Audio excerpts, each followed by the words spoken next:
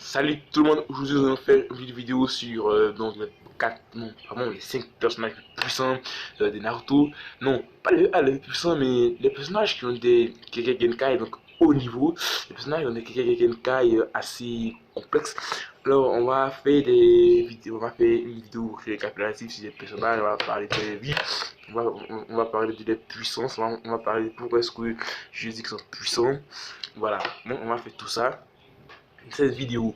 J'espère que cette vidéo va vous plaire parce que je suis nouveau sur ma chaîne et cette vidéo ne sera pas aussi bonne qualité que ça puisque je suis nouveau.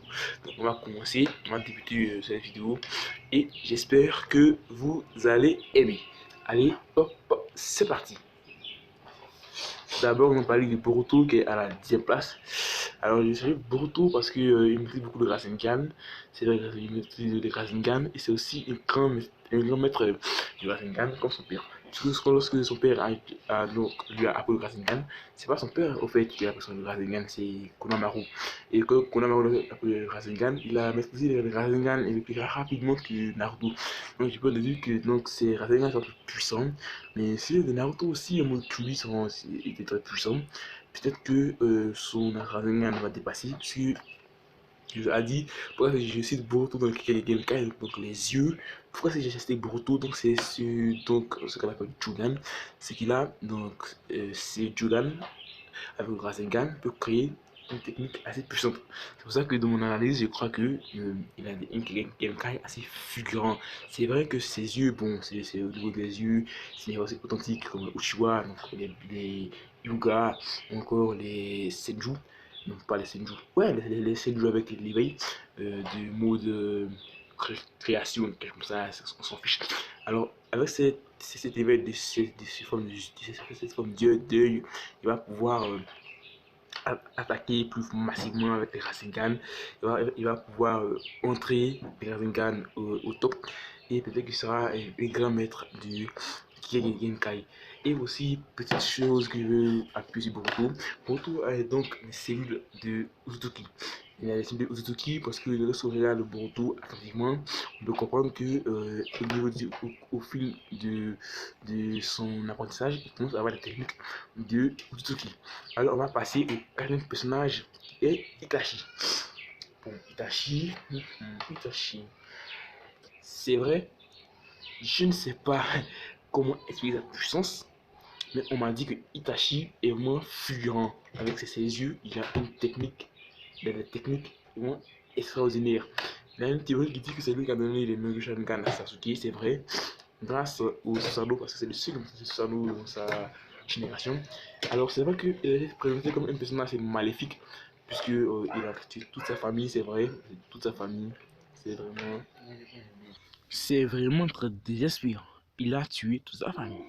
Mais pourquoi est-ce qu'il a tué toute sa famille? La question reste posée. Je fais une autre vidéo où je l'explique.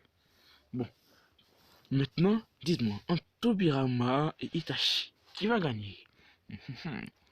Moi, je crois que c'est Tobirama. Tobirama plus fort que Itachi, parce qu'il rivalise avec Hashirama, le plus fort du Hokage. Wow, c'est colossal. Itachi a la même force que comparé Shiraya. On peut même dire que Shiraya est plus fort que Itachi. Et Tobirama qui est plus fort que Shiraya. Alors Tobirama est plus fort que Itachi. Waouh, ça, il n'y a rien à dire. Tobirama est largement plus puissant que Itachi. Malgré toute la puissance de Itachi. C'est vraiment phénoménal. Maintenant, on va parler donc de Itachi dans l'Akatsuki. Ça m'a vraiment épaté parce que comment est-ce qu'une personne aussi bonne, Itachi, pu devenir comme ça? Mais bon, on va laisser ces personnages pour le moment et on va passer au prochain personnage. Alors, le prochain personnage, c'est suspense, Madara Uchiwa. C'est vrai, si je fais cette vidéo sans Madara, ça va être bizarre. Et voilà maintenant que je fais une vidéo avec Madara Uchiwa. Effectivement, j'ai fait la vidéo sans Madara Uchiwa. Elle a dit, mais pourquoi Madara est plus fort de Uchiwa? Oui, il est fort.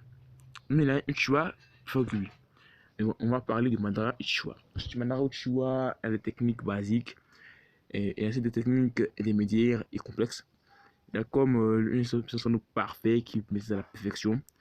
et il est très puissant. Alors que l'Akatsuki a passé combien d'années capturer le Jinchuriki, lui a fait en quelques instants. Et en plus, il est sur le point de tuer Naruto et Sasuke, les intuables. C'est vraiment phénoménal. Et celui là été Jinchuriki du Jubi, de mon Adike, et il était très puissant. Voilà, vous pouvez voir les Tomoe, pardon, les sphères derrière lui. C'est vraiment époustouflant. C'est des Tomoe sur ma vie. Il est vraiment stylé comme ça, les longs cheveux, voilà.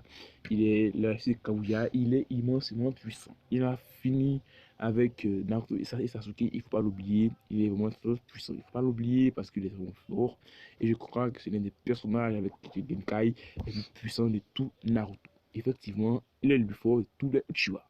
Naruto Uzumaki à la 3e place. C'est vrai parce que j'ai mis Naruto, les 5 Genkai. Vous allez le savoir. Dans Boruto, il a une rumeur qui dit que Kui eh bien, va mourir.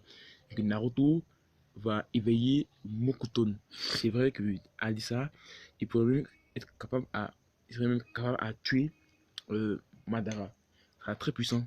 Même si Kui ne sera pas là, il sera puissant parce qu'il va éveiller Mokuton. Je vais faire une vidéo sur le Mokuton plus tard. Mais pour le moment, on se concentre sur Naruto. Il sera vraiment très puissant. Et maintenant, on va passer au premier personnage qui est le plus puissant de tout Naruto. Sasuke Uchiwa. Oui, Sasuke Uchiwa est le plus puissant de tous les personnages qui ont des Kikage. Effectivement, c'est le plus puissant donc de Boruto. Il est très fort.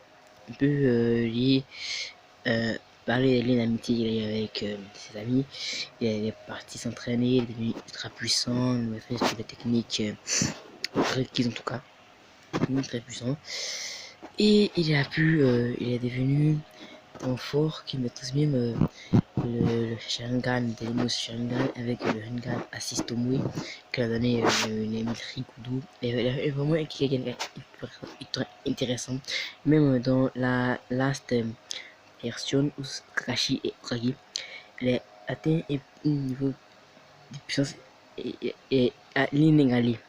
Et il est devenu tellement fort qu'on l'a nommé demi-dieu.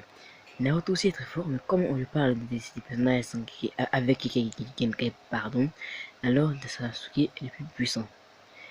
En plus de ça, on peut noter sa puissance lorsqu'il utilise ces deux Genkai, donc ces deux Dojutsu. Il est très puissant et à imaginer avec toute cette technique qu'il a appris depuis qu'il est petit, ça paraît former un très grand duo. Il faut jamais oublier aussi que c'est Kakashi qui a appris donc le profondeur. Ça devient très puissant. Et il faut jamais l'oublier ça. Alors j'espère que vous avez aimé cette vidéo. Si vous avez aimé cette vidéo, n'hésitez pas à partager, à liker, à vous abonner à ma chaîne parce que c'est pas la simple vidéo que je vais faire. On va faire beaucoup de vidéos, Majou. On va faire beaucoup de vidéos. On va parler de plein de choses. On va parler de dessins, d'animés. On va poster n'importe animé. On va parler de comment détecter. On va parler de beaucoup de choses. Alors abonnez-vous sur la chaîne. J'espère qu'on se retrouvera à bientôt. Et n'oubliez pas, toujours pouce bleu, toujours s'abonner dans la chaîne Majou.